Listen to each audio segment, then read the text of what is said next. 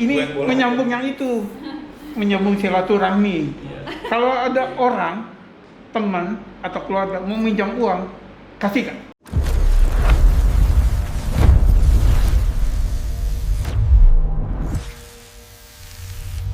Tapi kita sebelum kita mulai full disclosure dulu, kita ke JAV. Iya. Udah beli tiketnya. Rabu dan Kamis dua-duanya miss. Ya bisa.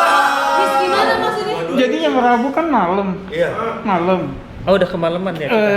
Kita kebetulan nggak bareng nontonnya. Dia Kokuho.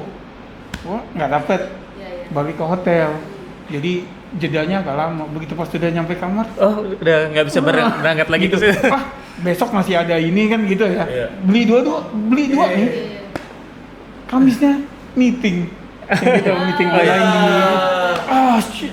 Soalnya kita temenan sama Ferry.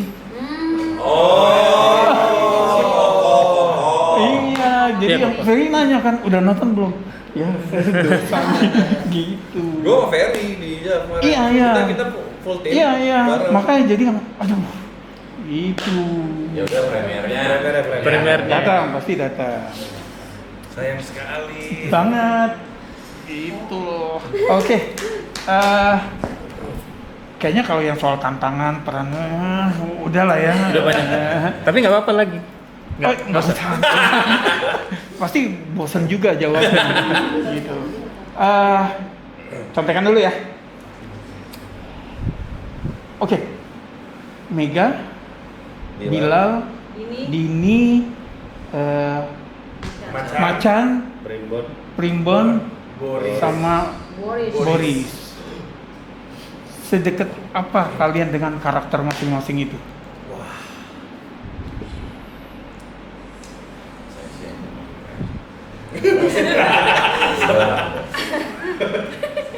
Aku lumayan dekat kalau aku, karena memang dari muda emang ditinggal, ayah sudah meninggal, jadi memang aku punya adik perempuan tapi dua, jadi ngerasain tuh gimana usaha ayahnya jadi laki-laki di rumah untuk mencoba jadi tulang punggung lah, gitu, kalau biaya semuanya sekolah sandwich generation.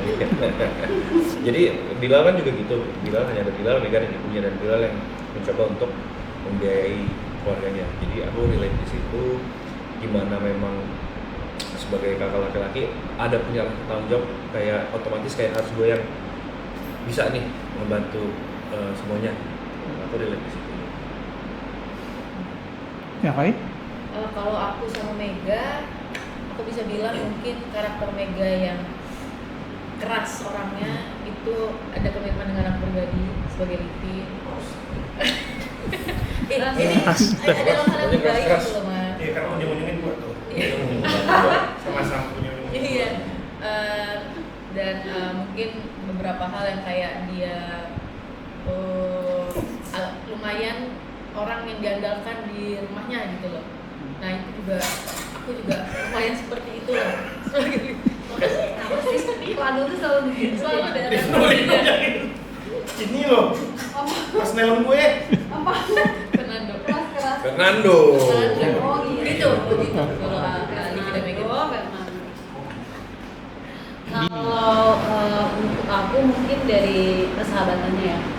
Ya aku punya sahabat juga, maksudnya juga dari kecil sampai sekarang masih gitu.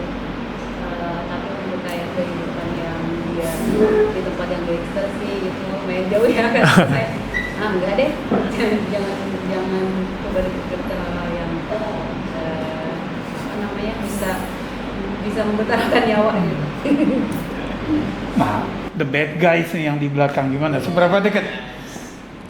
Ya harus. Orang Sunda ya, orang Sunda pas kan. Kalau sebagai Sama-sama Macan suka sama apa ya, deket banget ya dengan bahasa yang digunakan. Otomatis saya sebagai warga Jabar gitu ya, menggunakan bahasa saya sendiri di film ini gitu. Jadi enak lah gitu. Dan ya dari kehidupan saya, jadi saya menciptakan imajinasi sendiri lah dari karakter Macan ini gitu ya, di luar itu gitu. Jadi saya menciptakan bahwa saya bisa melakukan apa saja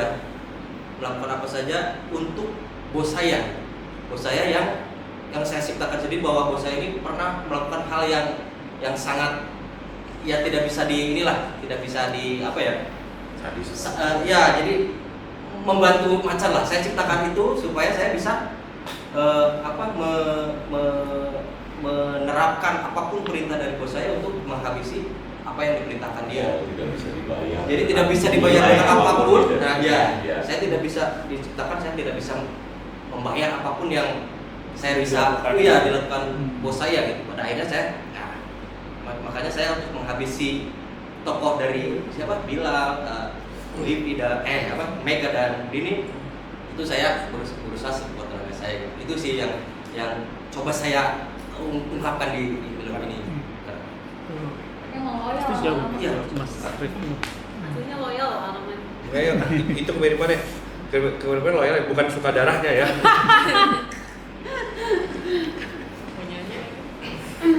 Ya kalau saya sih udah.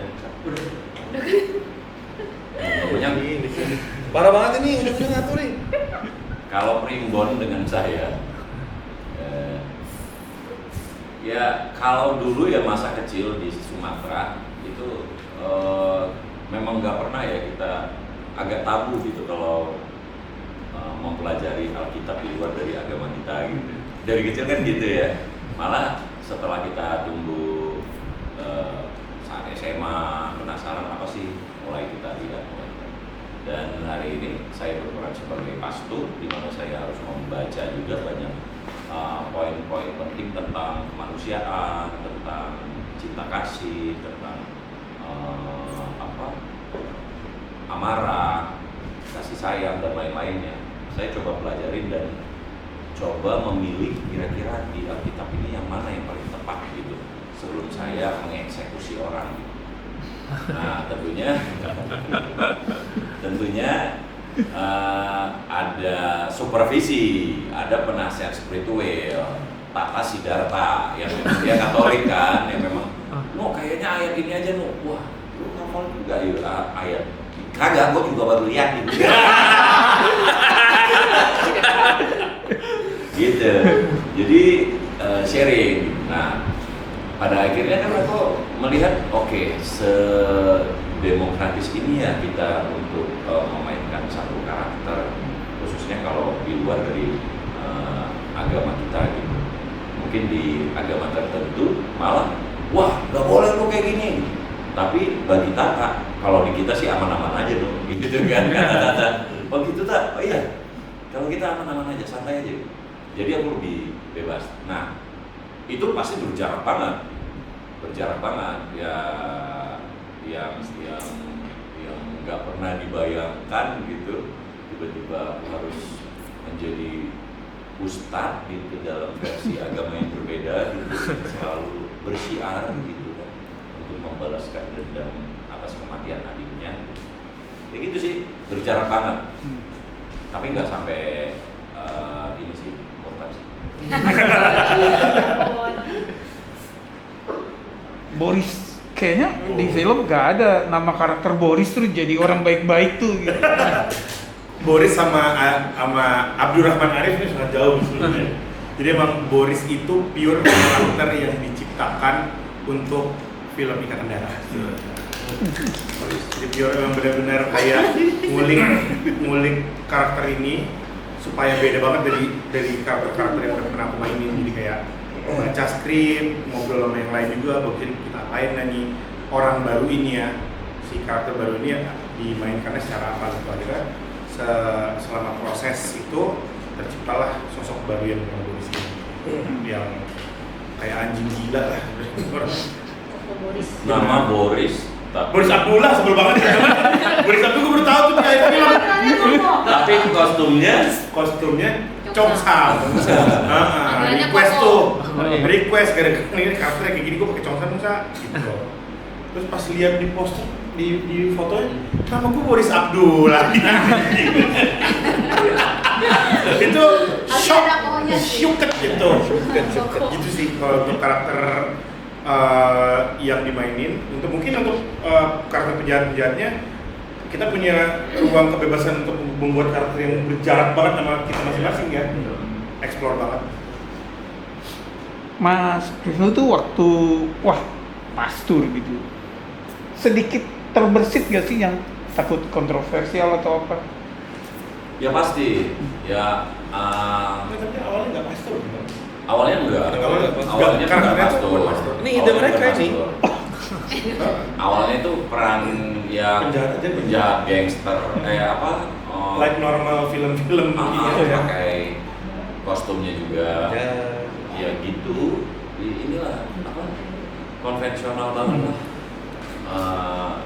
Biasa gitu. Tiba-tiba dari hasil diskusi kan dari latihan fighting segala macam itu, wah ini kayaknya dari gerakan-gerakan ini, terus dia ini selalu diam di pojokan gitu setiap latihan fighting itu dia, wah no gini gitu. Oh iya dulu akhirnya kita ngobrol kita sampaikan ke Papa. Jadi peran itu pastor itu terlahir sebenarnya dari buah pikirnya si Boris Abdullah ini, gitu. Yang akhirnya menjadi beban buat gue. Gitu. Tapi kan jadi seru, Jadi seru. Itu jadi menarik gitu. Dan dengan kostumnya itu ada di poster lagi kan? Oh iya. Malah sebenarnya pengennya itu pakai jubah, Mas. Jubah ya. Kita tuh untuk mencari karakter sampai buka Pinterest, Pak. Iya. Kayak awalnya tuh Boris cuma kayak gini doang, nggak ada pakai congsam. Kayak just another gangster gitu. Terus dikasih lihat, oh set rumah kayak gini gitu kayak, tak gue mau pakai congsam. Gitu kayak emang untungnya dikasih kebebasan gitu ya. Iya, jadi asiknya di situ. Nah jubah itu nggak tahu ya karena udah fitting, udah keluar budget lumayan gede untuk bikin jas segala macam. Fitting dua kali. Semua. Fitting 2 kali loh. Terus waktu udah jadi baju kayak gini, oh gini doang ya. Ini bukannya pakai jubah gitu yang kotor gitu. Enggak sih, kayaknya gini aja. Oh, oke. Ya udah. Karena memang aku yakin pasti ada yang dibela. Kenapa ini tidak dikasih jubah? Akan membahayakan Pergerakan. bukan tokoh-tokoh lain. Secara karakter nanti ini terlalu menonjol pakai jubah. Akhirnya yang kostum-kostum lain itu jadi kelihatan lemah. Gitu. Makanya dibikin seimbang. Gitu. Jangan sampai film itu kan gitu ya, nggak bisa cuma lu aja yang keren gitu. Memang harus seimbang gitu. Oke. Seimbang tapi berlayer gitu ya. Iya. Gitu. Nah kalau Mas Rama sendiri, ini kan kita tahu nih film action Indonesia nih lumayan jadi benchmark kalau buat, malah jadi reference ya untuk film-film action luar gitu. Sebagai fighting instructor, kita tuh the rate itu udah raise the bar segitu tingginya gitu ya. Nah tantangan buat Mas Rama nih di film ini, apa yang aku mau naikin nih levelnya di sini? Mungkin secara masing-masing di bentuknya, dibentuk masing-masing karakter di sini sebetulnya yang saya ingin tunjukkan. Jadi semua karakter di sini warna dari fighting itu berbeda semua gitu, sangat berbeda. Taruh misalkan Boris dia dengan kesadisannya lah, serat-seratnya itu luar biasa Boris. Dan di sini digambarkan dengan si senjatanya kan, senjatanya dengan yang itu tuh yang itu ngeri banget sih kalau nanti nonton itu sadis banget di situ. Primbon saya dibikin dengan kekuatannya, jadi gimana caranya sekali pukul aja udah yang KO lah. Makanya di sini kan ada satu itu yang mukul tembok aja udah pecah gitu temboknya gitu. Nah, iya. Jadi kayak macan dengan kelincahan dan sesuai nama ya, macan. agresif maksudnya agresif. Nah, itu jadi menunjukkannya juga. ya senjata ininya.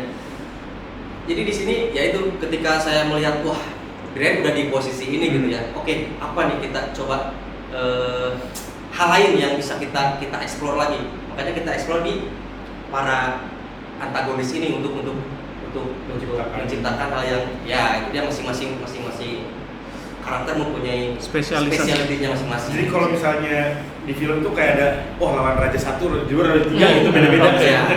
Jadi ada bedanya lah setiap pertarungan dari satu ke pertarungan lain itu berbeda lah. Sampai final bossnya gitu kan. Kakak pertama. Bilal judi online untuk kan dia justifikasinya untuk biaya kuliah gitu kan, biaya Sedekat apa? benar gak sih gitu kan? Secara moral ya, seorang Derby Romeo apakah bisa membenarkan itu? Kayak lu sekarang tuh.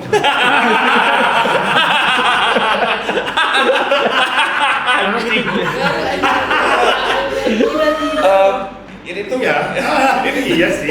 Tapi ini pertanyaan menarik banget. Aku sama Tata sempat bahas ini. Kita ada sempat ngobrol juga. Memang sebenarnya, of course kita kan bilang judul itu nggak benar. Tapi apakah pilihannya Bilal itu benar atau tidak? Menurut aku itu jadi sebuah perdebatan. Karena kita ngomongin di Ikatan Darah ini kita juga menunjukkan kan layer ekonomi di Indonesia nih. Dan kadang-kadang orang yang apa boleh buat di posisi seperti Bilal merasa itu mungkin adalah jalan tercepat yang harus diambil untuk dia bisa menghidupi keluarganya. Mungkin dengan caranya salah, iya caranya salah. Tapi menurut aku yang memerankan Bilal melakukan itu punya reason. Karena dia juga mungkin harus ada di situ, harus melakukan itu karena dia juga sudah terdesak dari semua segi situasi dia. Gitu. Dan Bilal itu melakukan ini memang mungkin ada satu kesalahan di mana dia memang melakukan itu karena memang dia mau dan dia memang dia menikmati. Karena Bilal itu kita bikin di sini cerita karena dia sangat street smart dan dia sangat kalkulatif. Kayak dia pintar tuh main kartu apa dan lain-lain. Tapi dengan kalau kita ngomongin judi online lagi, menurut aku itu adalah kesalahan Bilal pertama yang dimana dia mengambil cara yang salah untuk mendapatkan uang yang instan. Tapi benar tidak ya kalau aku sebagai Derby dan pemerankan Bilal, aku merasa dia melakukan itu sebenarnya out of good will gitu, out of good intention gitu. Dia mau out of good intention, dia mau mencari uang untuk menghidupi gitu. Tapi caranya ya Kalau buat Derby. Kalau Bilal tuh kan L-nya online. Buat Bilal, menurut aku Bilal tidak merasa itu sebuah hal yang salah. Karena memang udah tidak terlalu banyak opsi di hidup Bilal untuk mendapatkan uang yang instan. Jadi morally it's gray area ya. Iya. Morally yes, kalau secara act yang dilakukan ya of course salah. Itu totally tindakan tindakan yang salah. Oke, ini satu pertanyaan terakhir ya. Dari teman-teman kas di sini, kalau soal judi online pernah atau ada kenalan nggak teman atau kerabat yang seberapa dekat dengan kasus judi online buat teman-teman? Teman atau kerabat? Enggak, ini lagi pijetin ini. Kalau aku ada dengar cerita teman yang terlibat, dia cerita setelah dia hancur aja. Awalnya udah punya truk 3, ruko 5, dan semuanya habis. Karena saya tahu banget, truk itu saya tahu banget, dan tiba-tiba udah naik, nggak ada lagi. Nyobain ini situs gacor memang kalah nggak jadi deh. Ini sebenarnya yang terdekat ya. Nah ini yang terdekat ya. Karena udah hilang sudah ada. Kita penasaran apa sih, gimana sih bentuk judinya, Gue cuma pasang 30.000, wih 300.000 cepet nih, 1 juta, 0 lagi gua habis. Ternyata emang begitu cara mainnya. Di situ enggak. Banyak orang yang kemudian masuk ke WhatsApp kita, orang-orang yang jarang menyapa tiba-tiba kan Oh iya. menyapa sih. Ternyata memang semuanya dasarnya dari situ gitu. Akhirnya membuat mereka semakin ramah gitu. Makin menyapa Itu positifnya dong. Positifnya sih terus dia menyambung silaturahmi. Ada positifnya ya. Tambahan deh satu lagi boleh nggak? Boleh. Ah, ini Buat bola. menyambung yang itu, menyambung silaturahmi. Iya. Kalau ada orang, teman atau keluarga mau minjam uang, kasih kan?